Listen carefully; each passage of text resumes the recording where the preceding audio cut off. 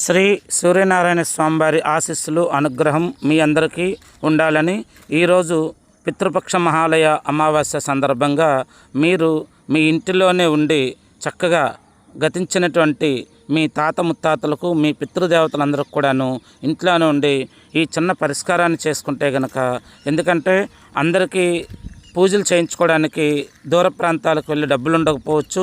కనీసం చాలామంది మన భారతదేశంలో 100% పేదవారు ఉంటారు, మధ్యతరగతి వారు ఉంటారు.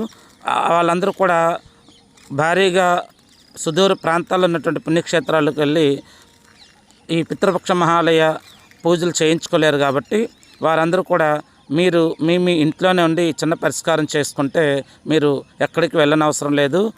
అవకాశం ఉన్నవాళ్ళు పూజలు చేయించుకోండి, వద్దని చెప్పడం లేదు. కానీ చాలామంది పేదవారికి కూడా ఈ అవకాశం ఉండాలి. కాబట్టి మీరు ఈరోజు ఏం చేస్తారంటే, మీ ఇంట్లో ఏదైతే వంటకాలు మీరు వండుకుంటారో ఈరోజు మీరు భుజించడానికి ఆ వంటకాలని నాన్ వెజ్ పెట్టకండి.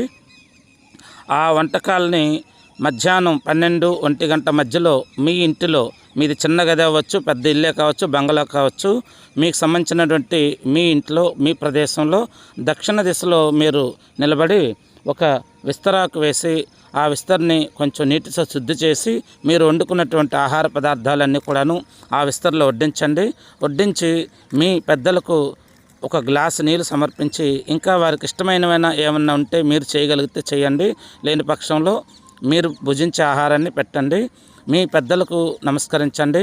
పితృదేవతలారా, మా జీవితంలో అభివృద్ధి లేదు, మాకు అనేక ఆటంకాలు ఏర్పడుతూ ఉన్నాయి, మాకు ఇంట్లో శుభకార్యాలు చేయాలంటే చేయలేకపోతూ ఉన్నాము, మేము ఒక సొంత ఇల్లు కొనుక్కోవాలంటే కొనుక్కోలేకపోతున్నాము అని దండం పెట్టుకొని, మీ యొక్క వంశం అభివృద్ధి మీ చేతుల్లోనే ఉంది, మీరు మమ్మల్ని చల్లగా కాపాడండి, మాకు మీ యొక్క ఆయురారోగ్యాలు ప్రసాదించండి, అలాగే మాకు మీ ఆశీస్సులు అనుగ్రహం ఉండాలి అని చెప్పి పెద్దలకు మీరు ఈ విధంగా ఈ రోజున దండం పెట్టుకున్న తర్వాత మీ ఇంట్లో ఉన్నటువంటి పెద్దలు, తల్లిదండ్రులు కావచ్చు, మేనమామలు కావచ్చు, మేనత్తలు కావచ్చు, బాబాయిలు, పెద్దమ్మలు ఎవరైనా సరే పెద్దవాళ్ళ దగ్గరికి వెళ్ళి వారికి పాదసేవ చేసి ఆ పాదసేవ నుంచి కళ్ళకు అద్దుకొని చక్కగా వారి యొక్క ఆశీస్సులు అనుగ్రహం కూడా తీసుకొని మిమ్మల్ని దీవించమని చెప్పండి.